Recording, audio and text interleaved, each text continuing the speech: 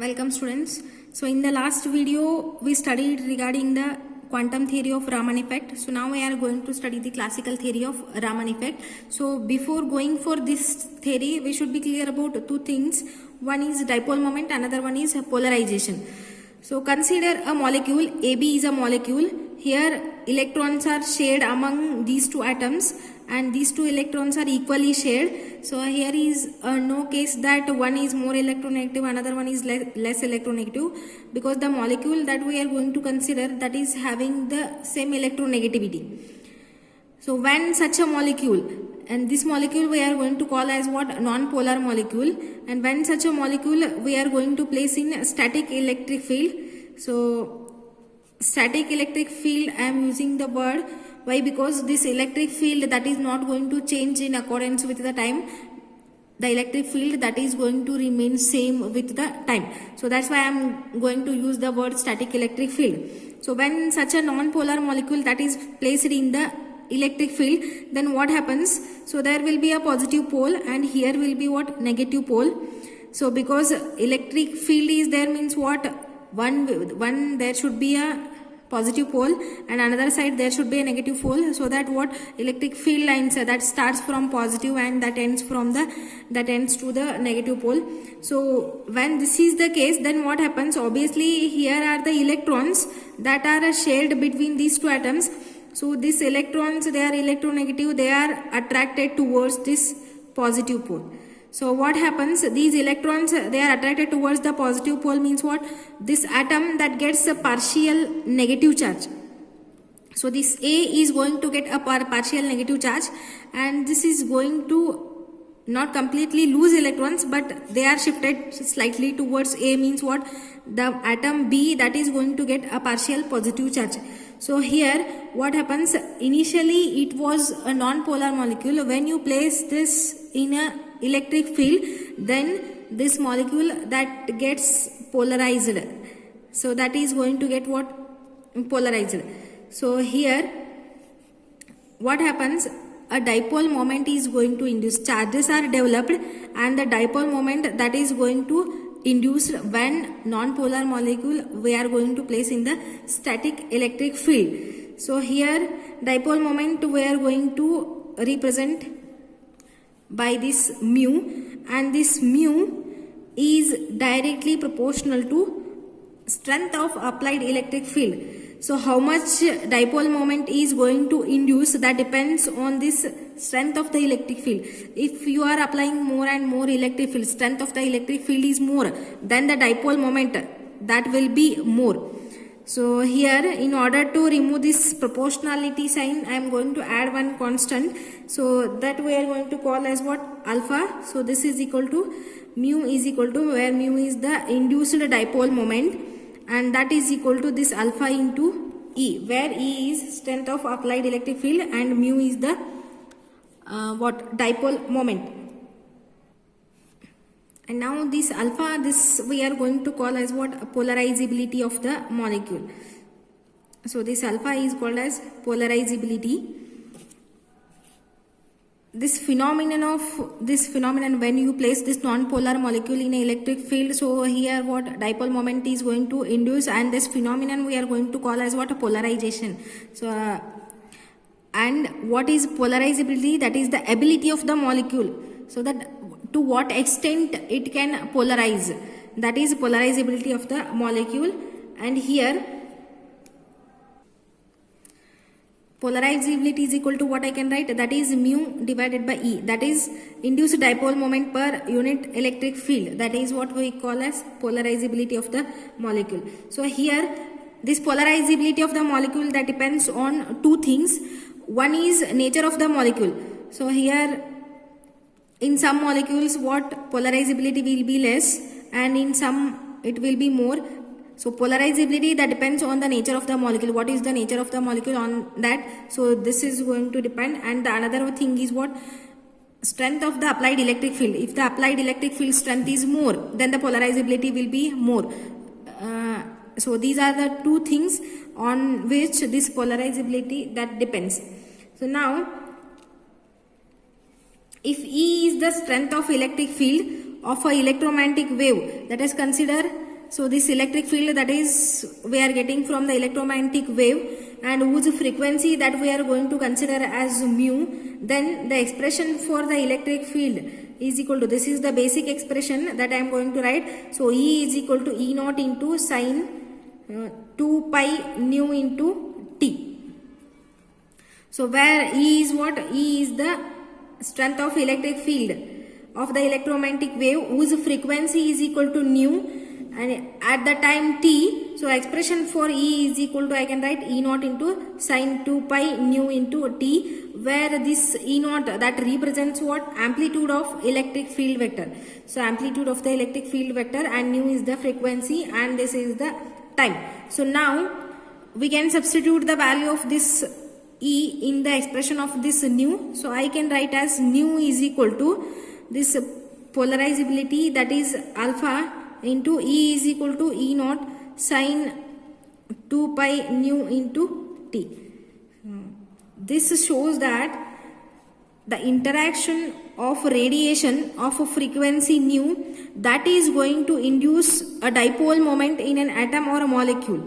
So here the atom or molecule that oscillates with the frequency nu, so atom or molecule is going to oscillate with the frequency nu.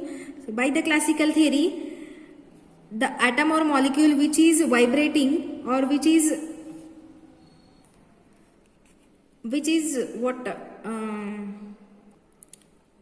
oscillating should emit the radiation of a frequency nu. So this is going to emit the radiation of a frequency nu, means this is the same as that of the incident frequency, and this is the first case that what we have studied. In the Raman spectrum, we are going to get a line which is having the same frequency as that of the incident one. That is because of this reason.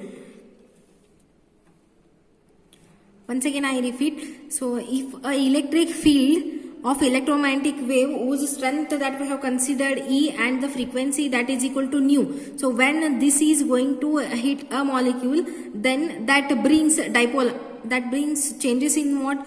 Dipole moment is going to induce. So as a result, what happens? That molecule that is going to vibrate or oscillate, and hence it is going to emit the radiation equal to the incident frequency. So this vibrating or oscillating molecule is going to emit, this is the incident one, and again the molecule is going to oscillate and it will emit the radiations of the same frequency, that is nu. So this is the first case, and where we are going to get the line which is equal to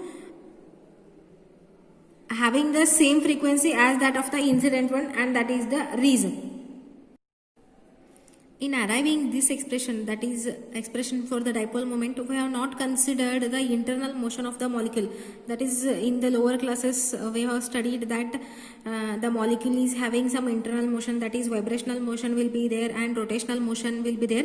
So in deriving this expression, that internal motion of the molecule we have not considered. So now we are going to consider the internal motion of the molecule. So here consider a diatomic molecule, that is AB is a diatomic molecule. So this molecule is vibrating along the line joining them. So this molecule is going to vibrate along the line joining them. So here this is the equilibrium position. So let us consider from the equilibrium position, the molecule is going to move to the distance x. So here as the molecule is vibrating, so bond length is going to change. So what happens? Polarizability of the molecule is going to vary. So as the molecule vibrates along the line joining them, then what happens? So this brings change in the polarizability of the molecule, and the variation in the polarizability alpha with the small displacement x from the mean position. So here x we are considering from the mean position. This is the equilibrium position, that you can call also as mean position. So here x is the displacement from the mean position, and then the expression for the variation in the polarizability, that is alpha is equal to, we can write alpha naught plus beta into x divided by a. So now I will explain all these terms. So this is the polarizability when the molecule is vibrating. And what is this alpha? Alpha naught is the polarizability of the molecule at the equilibrium position. This is the equilibrium position. So at this position, what is the polarizability of the molecule? That I am going to represent by this, that is alpha naught. So here beta is what? Beta is rate of variation of the polarizability with displacement x. With respect to the displacement x, the rate of variation of the polarizability. So how much this polarizability is going to vary as this distance x varies. And now what is this A? A is what? Vibrational amplitude. That is, you can call this as amplitude of vibration. Once again I repeat. So here consider a diatomic molecule which is vibrating about a line joining them. So as the molecule vibrates, then what happens? This bond length is going to change. Bond length is going to change means what? This electron cloud is there in between these two, that is going to change. So that polarizability of the molecule is going to change as the molecule vibrates.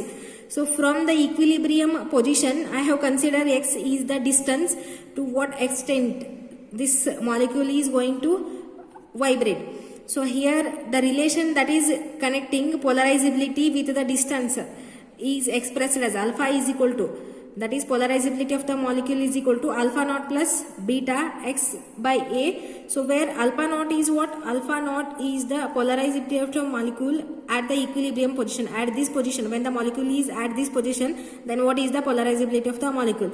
Then beta is what? Beta is rate of variation in the polarizability, how the polarizability is going to vary with the distance x. X is the distance and A is what? Amplitude of vibration. With what amplitude?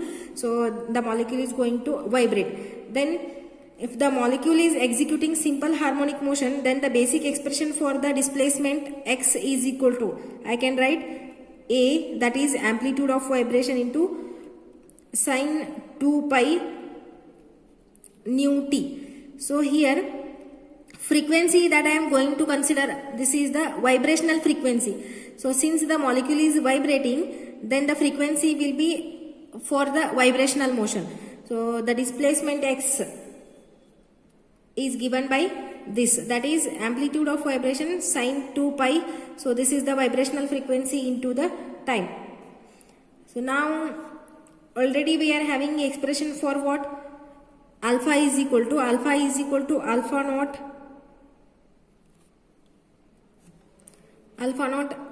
beta, it is there, and the value of x is equal to what? Here A sine 2 pi. So this is the frequency for the vibration, and whole divided by this A, it is there. So the expression for alpha is equal to alpha naught plus this beta, and A get cancels out. You are left with what? Sine 2 pi, and this is the frequency for the vibrational motion into t. Already we are having expression for this dipole moment. Mu is equal to what? This mu is equal to alpha E naught. This is sine 2 pi nu into t. This is the expression. So now we are having expression for this alpha, and this is for the vibrational motion. Thus substitute the value of alpha in this above equation, that is mu is equal to alpha value. If you substitute, then what you are going to get? Alpha naught E naught, this is sine 2 pi nu into t, plus this beta sine 2 pi nu t into this sine 2 pi nu sub nu into t. This expression you are going to get. So now here what you are going to do, you have to simplify these two terms, that is this is of the form sine A into sine B. So the equation for sine A into sine B is equal to half of cos A minus B into cos A plus B. So if you apply that formula and if you write for mu is equal to, then what you are going to get? Mu is equal to this alpha naught as it is, and this E naught sine 2 pi nu t, plus here 1 by 2 beta of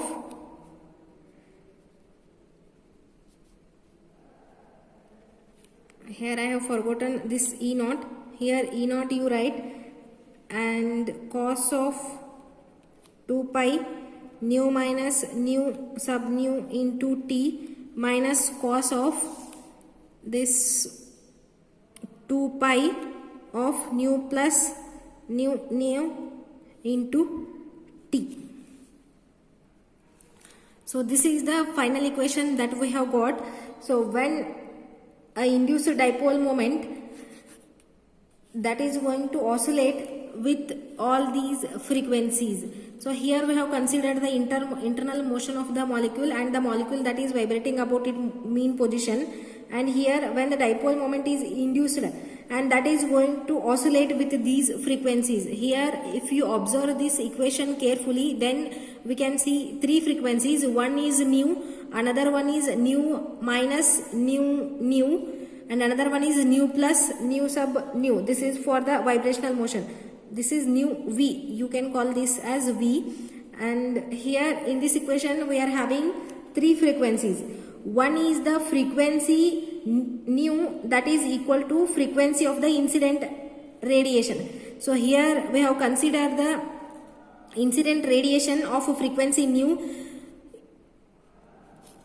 and the molecule which is oscillating, that will be having a frequency that is same as that of the incident frequency. This is one frequency. And the next another frequency nu minus nu v, that is the frequency less than that of the incident frequency.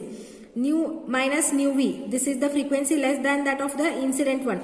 And here another frequency we are having, that is nu plus nu v, that this is the frequency greater than that of the incident frequency.